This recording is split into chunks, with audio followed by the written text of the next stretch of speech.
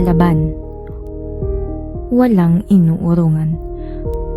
Pagdating sa pamilya, kayang gawin ng lahat. Pinapayuhan, pinapasahan ng pananampalataya. Ano pa ba ang pwede mong gawin para sila ay mapunta sa kamay ng Diyos? Hindi tumigil na ipanalangin sila. Siguro inaalala mo na madalas sila sa tahanan ng Diyos dahil isa itong paraan para marinig nila ang salita niya at magsimula ang pagbabago. Pero kapag sila ay palagi mong ipinapanalangin, ibinibigay mo na sila sa Diyos bago pa man sila pumunta sa simbahan. At ito mismo ang ginagawa natin tuwing Huwebes. Walang tigil tayong nananalangin para sa ating pamilya na naniniwalang ibinibigay natin sila sa kamay ng Diyos. Samahan mo kami tuwing Huwebes, alas 7 ng gabi, dito sa UCKG Headquarters, Cubao.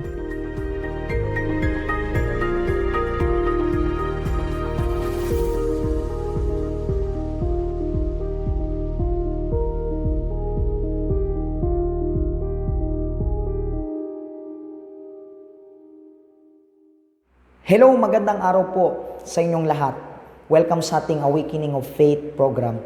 Muli kami ay nandito para maghatid ng salita ng Diyos sa inyo. Maybe ikaw ay kumakain, ikaw ay nasa sasakyan, nasa bahay, nasa school, nasa trabaho, o nasa tindahan ninyo.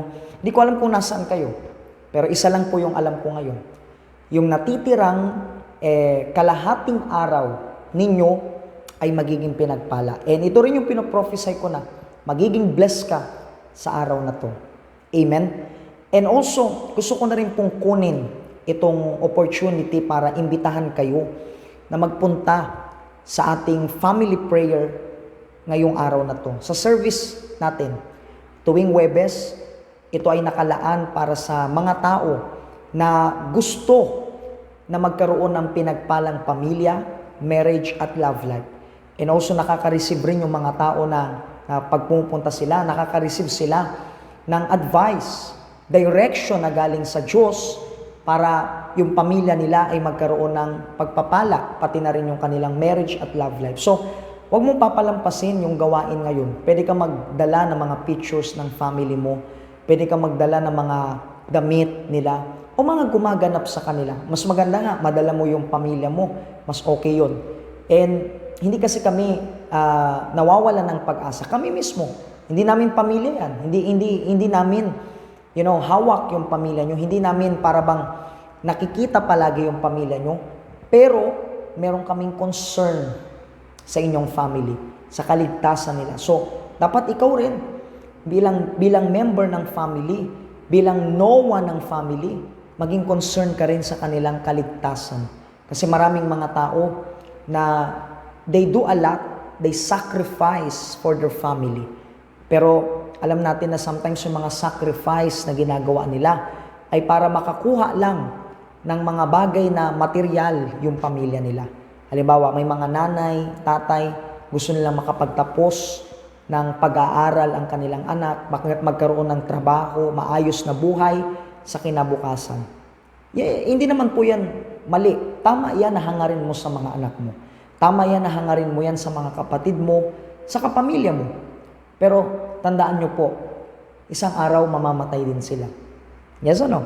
Isang araw, malalagutan sila ng hininga. Mawawalan sila ng hininga.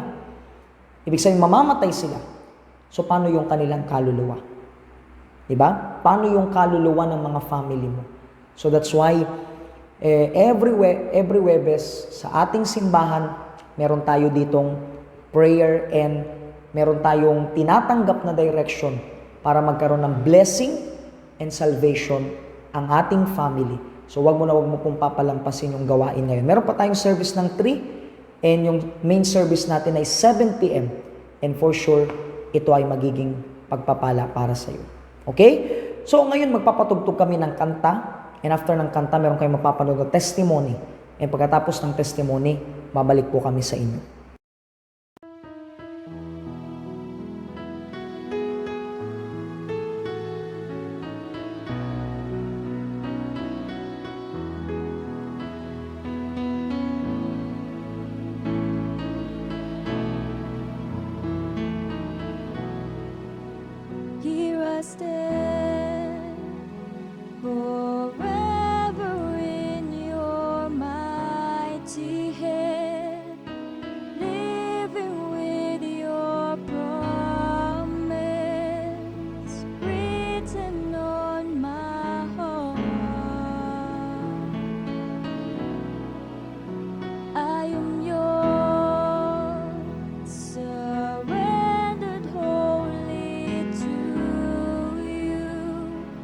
set me in your family, calling me your own.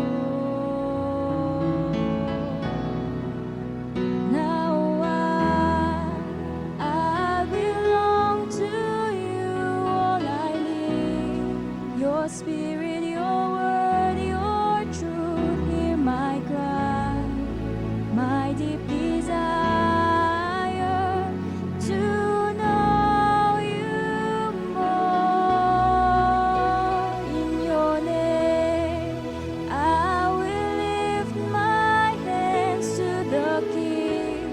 This anthem of praise I bring, heaven knows I long to love you with all I am. I belong to you.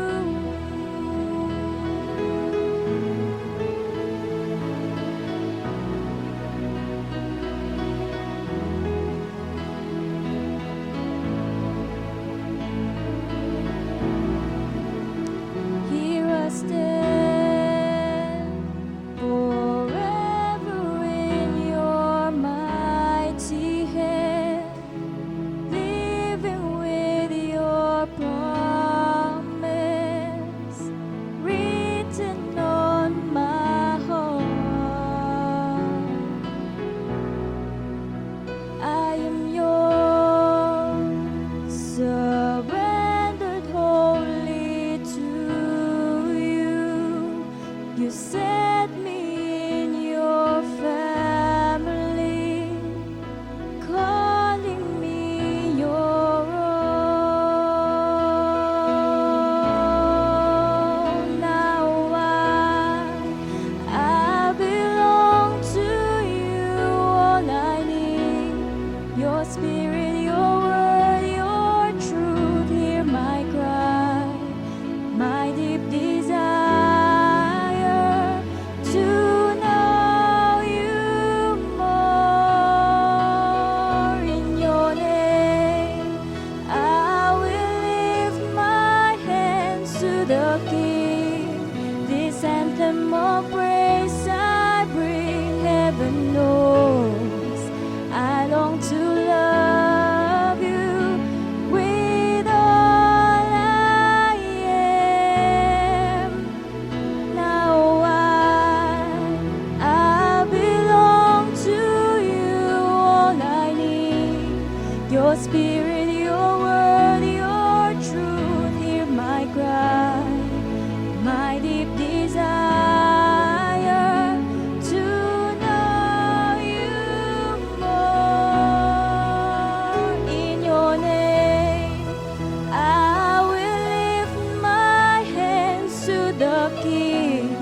This anthem of praise I bring, heaven knows I long to love you with all I am.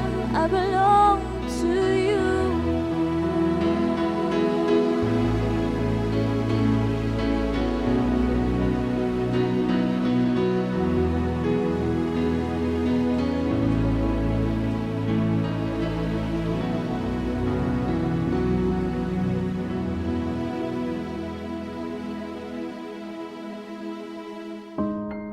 Ako po si Lovely Jane Baptista.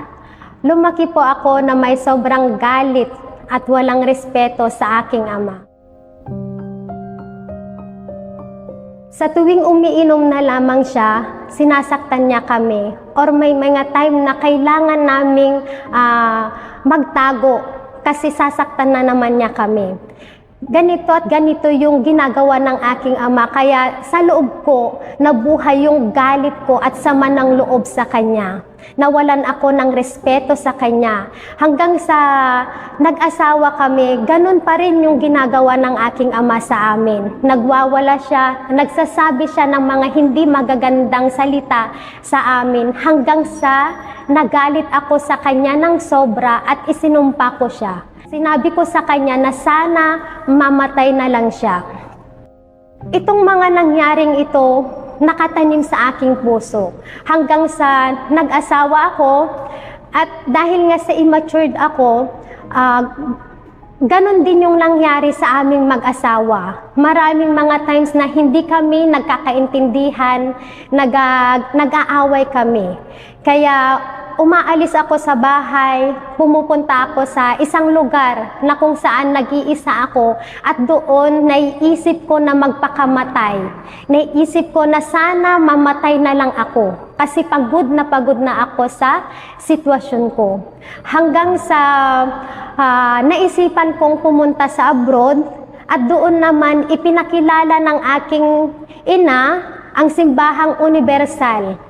Kasi sabi niya na ito lamang ang makakatulong sa akin para ma-overcome yung mga dumarating na pagsubok sa akin, yung suffering ko, yung mga ma-overcome yung galit na meron ako, ma-overcome ko yung mga hinanakit, yung sama ng loob na meron ako. Kasi hindi lang ako yung napapagod sa sitwasyon ko, ganun din yung aking ina. Kaya nung pumunta ako sa abroad, ang akala ko okay na. Kasi magsasahod ako ng malaki, pero nung pumunta ako sa Simbahang Universal, nakafocus pa rin ako sa financial. Hindi ko naintindihan pa noon yung importansya ng banal na espiritu. Sumali ako ng campaign after campaign, na-bless naman ako financially. Pero yung galit at sama ng loob ko sa akin, yung emptiness is nandito pa rin sa akin. Walang nagbago. Nagbago yung financial ko, pero yung sa spiritual na buhay ko, hindi nagbago. Hanggang sa napagod ako sa sitwasyon ko, isinuko ko lahat ng sama ng loob sa Panginoon, ng galit, isinuko ko lahat sa Kanya, lahat. Ganun din, nag-sacrifice ako financially, yung puso ko, yung oras ko, isinuko ko sa Kanya, isinakripisyo ko para lamang matanggap yung banal na espiritu. At dito nga, nung isinuko ko ang lahat, isinakripisyo ko, pati nagsakripisyo ako ng pera, nag-fasting ako, nag-prayer ako, nanalangin ako ng madalas, nagbasa ako ng Bible ng madalas. Nung ginawa ko lahat ng iyon, natanggap ko yung banal na espiritu. At dito, natanggap ko yung completeness ko. Yung emptiness sa loob ko is nawala. Yung galit na naramdaman ko noon sa papa ko, ganun din sa asawa ko, is nawala. Napatawad ko na sila. Kasi nalaman ko kung gaano kaimportante yung isang kaluluwa. Yung pagmamahal na hinahanap ko noon is natanggap ko na, nasa akin na, kasi nasa akin yung banal na espiritu. At dahil nasa akin na ang banal na espiritu, meron na akong kapayapaan. Masaya na ako. Hindi ko na hinahanap yung pagmamahal sa ibang tao kasi yung Diyos na mismo ang nagbibigay nito sa akin. Ngayon, ginagamit ako ng Diyos. Ganon din yung aking asawa na nag-evangelize, nagliligtas ng mga kaluluwa.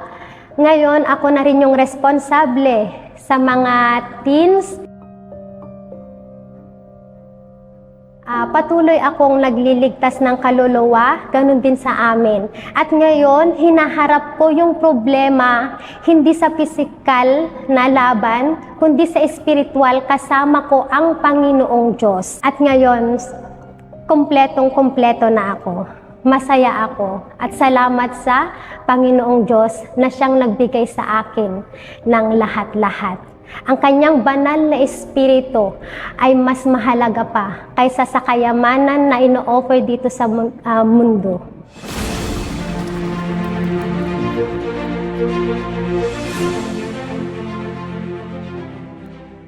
Meron po akong itatanong sa inyo and maging sincere ka sa sarili mo sa sagot na isasagot mo. For sure, hindi ko naman maririnig yung sagot mo, pero yung tanong na to ay isipin mong mabuti. Okay? Tatanungin kita. Hinahanap mo ba ang Diyos dahil kailangan mo siya? Or hinahanap mo ang Diyos dahil may kailangan ka lang sa Kanya? Ulitin natin yung tanong. Hinahanap mo ba o lumalapit ka ba sa Diyos dahil may kailangan ka lang sa Kanya? Or hinahanap at lumalapit ka sa Diyos dahil kailangan mo siya? Magkaiba po yung tanong na yan. Siguro, inisip mo, Pastor, parehas lang naman. Magkaiba. Parang ganito, may mga tao po na, halimbawa, kung ako ay nandyan sa inyong lugar, okay? Halimbawa na lang, kaibigan mo ako. Kaibigan mo ako. And then nandyan ako sa lugar mo. And then every time na nakikita mo ako, nandun ka palagi na, alam mo yun, tuwang-tuwa, kasama ko. And then, after nating mag-bonding, meron akong binibigay sa'yo na something. Isang bagay, halimbawa, ano bang pwede kong ibigay? Chocolates, halimbawa, ganon. Mga pagkain, regalo na, or pera man. So, anong mangyayari? Kapag wala na ako sa tabi mo, ngayon, hinahanap mo ako. Pero ang tanong dito, hinahanap mo ako dahil gusto mo akong makasama? O hinahanap mo ako kasi may gusto kang tanggapin mula sa akin? Na araw-araw, nagbibigay ako sa iyo ng mga bagay, and then gusto mo laging makatanggap nun, kaya hinahanap mo ako palagi. Pero hindi mo ako hinahanap dahil gusto mo akong makasama, na para makabanding ganito. Sometimes, parang pag nandun ako sa tabi mo, siguro, ikaw ay nagpe-pretend na masaya ka na nasa tabi mo ko. Pero ang totoo, gusto mo lang yung benefits, gusto mo lang na,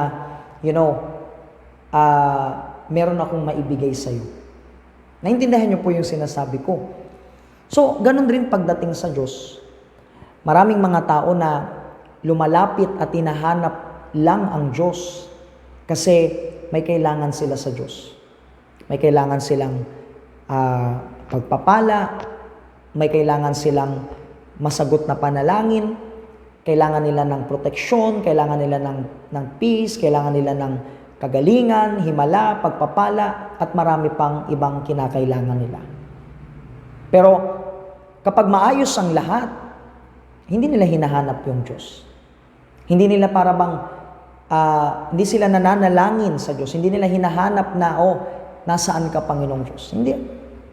Kasi tingnan niyo po, basahin natin dito yung nakasulat sa libro ng mga awit o Salmo, chapter 105, sa verse 4. Sabi po dyan, hanapin ninyo ang Panginoon at ang Kanyang kalakasan. Patuloy ninyong hanapin ang Kanyang mukha. Ulitin ko po.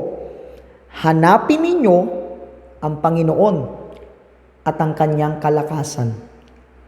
Patuloy ninyong hanapin ang Kanyang mukha.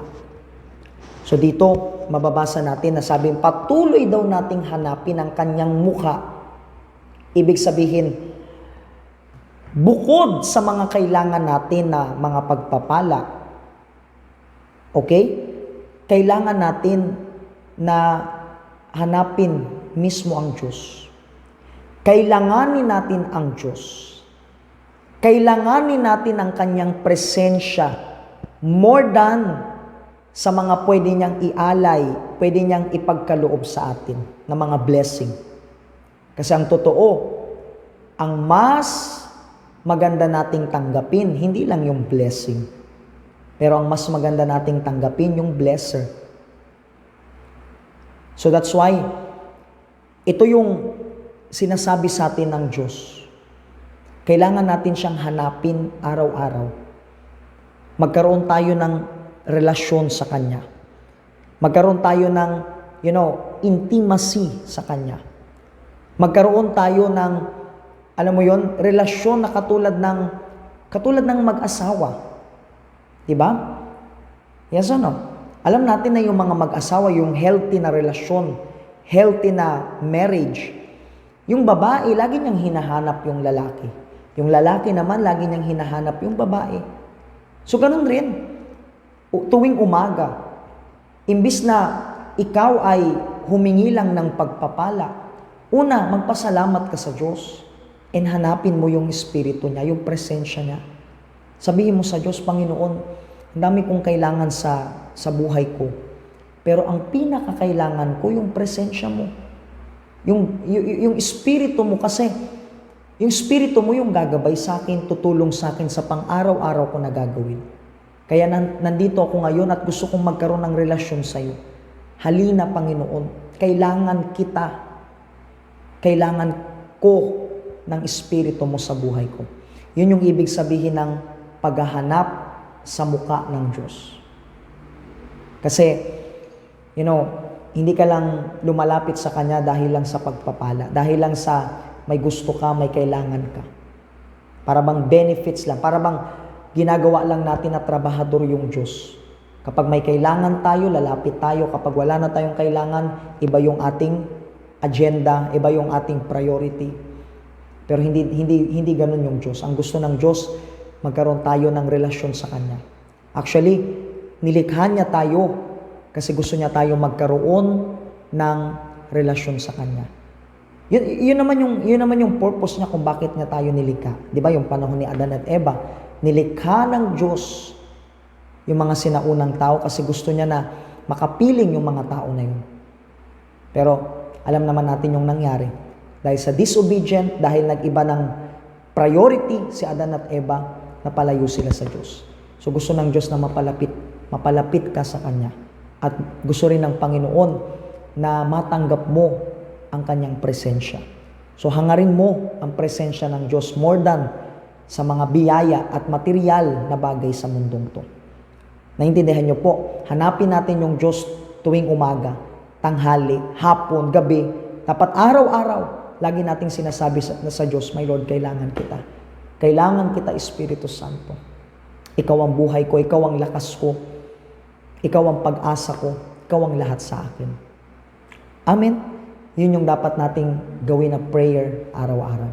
Okay, so ngayon, gusto ko po na sumabay na kayo sa prayer of agreement. Kung meron kayong bote, baso ng tubig, ihanda nyo. And alam nyo po na ngayong Sunday na to ay Sunday na aakyat tayo sa altar. At ito na rin yung end ng Fast of Daniel.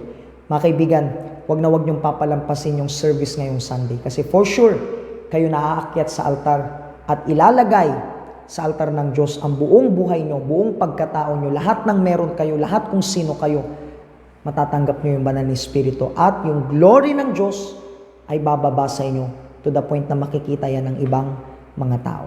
Okay? Pagpalain kayo ng Diyos and let's pray sa prayer of agreement. Hello po, magandang kahal sa inyo lahat. Ihanda po ninyo ang inyong baso ng tubig para sa ating panalangin. Ikaw na may problema sa pamilya, sa mga kamag-anak, samahan niyo po kami sa panalangin na ito.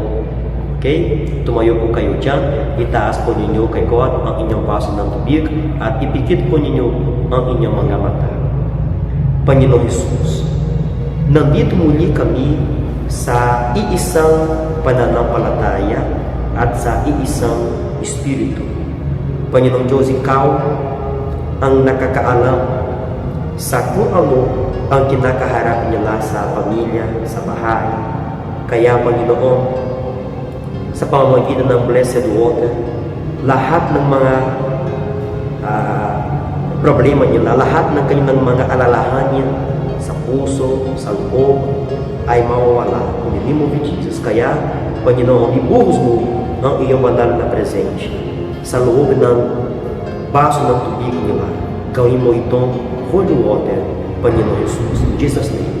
Ngayon, diyan sa inyong lugar, maaari ninyong inumin ang inyong blessed water. At in the name of Jesus, lahat ng inyong mga alalahanin, mga problema dahil sa iyong pamilya ay nawawala na sa inyong puso dahil sa presensya ng Diyos sa inyong buhay. Tanggapin ninyo ang kanyang lakas, ang kanyang presensya upang ipaglaban ninyo ang pagbabago ng inyong pamilya. Ngayon, ipanalangin ninyo ang inyong buong bahay, asawa, mga anak, mga magulang, mga kapatid, mga tito, tita, lolo, lola. Ipanalangin ninyo silang lahat upang magkaroon ka ng masaganang pamilya, masayang pamilya, maayos na pamilya.